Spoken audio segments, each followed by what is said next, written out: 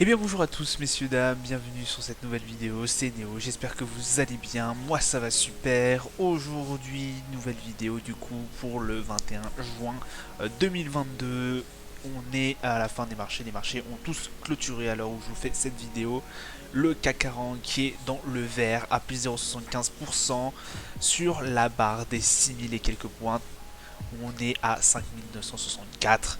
Voilà, c'est tout pile. Hein. On a eu un petit rebond, voilà. On a profité aussi pendant tout au long de la journée un assez beau rebond, bon, qui s'est fini un peu en dessous de ce que j'espérais, hein, en dessous des 6000 points. Le Dow Jones hein, qui fait 2,15%, le Nasdaq à 2,51, le DAX à plus 0,20, voilà, le pétrole qui fait une petite montée à 114 dollars, le 10 ans US qui reste à 3,30, donc qui était à 3,40 il n'y a pas si longtemps. Donc voilà, petite baisse aussi, l'euro USD à 1,05. Alors qu'est-ce qui a animé un peu ces marchés? On a essayé, comme je vous l'ai dit, de rebondir. Aujourd'hui, ça a été assez compliqué, hein, effectivement, puisqu'on a un CAC 40 du coup qui n'arrive pas à tenir la barre des 6000 points. Il reste en dessous, et même à l'heure actuelle, hein, sur le daily, vous le verrez, sur MT4, il est bien en dessous des 6000 points. Donc voilà, c'est assez compliqué. J'aurais espéré un rebond un peu plus fort, voilà, pour revenir sur ce qui était avant l'annonce de Jérôme Powell et avant aussi l'annonce de l'inflation aux USA qui s'est passée il y a de cela un peu plus d'une semaine.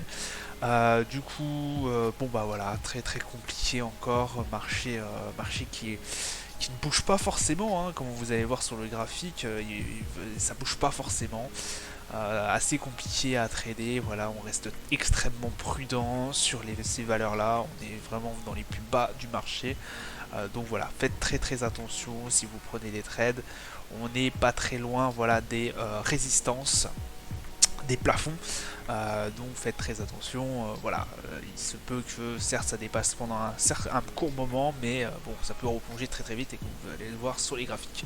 Le calendrier d'annonces économiques, donc aujourd'hui on a eu la vente de maisons existantes qui a été meilleure aux US que prévu, hein, 5,41 milliards, pardon. Non, 5,41 millions, oui. Voilà, bon bah ça n'a pas énormément impacté le marché. Demain, nous aurons le taux d'inflation au niveau des GBP, donc au niveau de la Grande-Bretagne. Taux d'inflation qui est attendu à 8h du matin. Le taux d'inflation au Canada à 14h30. Le témoignage du président de la Fed, donc Powell, qui va être à 15h30. Extrêmement important de regarder ce petit discours. Et puis, ça sera tout pour du coup demain. Et c'était chaud pour aujourd'hui. On se retrouve tout de suite du coup sur les marchés. Donc les marchés, donc on a un gold à 1829 hein, qui fait pas grand chose entre sa range, hein, voilà, entre les 1800, 1900 et quelques points et les 1800 points. Donc voilà, un 11 d'or qui ne se bouge pas forcément, hein, qui reste assez calme. Le Brent du coup qui casse un peu, qui revient dans sa range hein, entre les 114 et les 100 dollars à 113,22 exactement. Le Dow Jones, messieurs dames, qui fait du sur place aussi un peu, 30 409 et quelques dollars. Le Dow Jones, bon, qui reste en dessous de ses 30 500 dollars. Voilà, on a une bonne petite résistance aux alentours des 30 500. Le S&P qui est aussi qui se tape la résistance aux alentours des 3700 dollars. Voilà, une résistance qui est assez forte. Hein, voilà. Donc, qui nous a refait basculer à la baisse et qui a stoppé net hein, l'avancée comme on a pu voir de la progression d'hier. Bien évidemment, là c'est en train de recommencer puisqu'on est assez tard dans la nuit.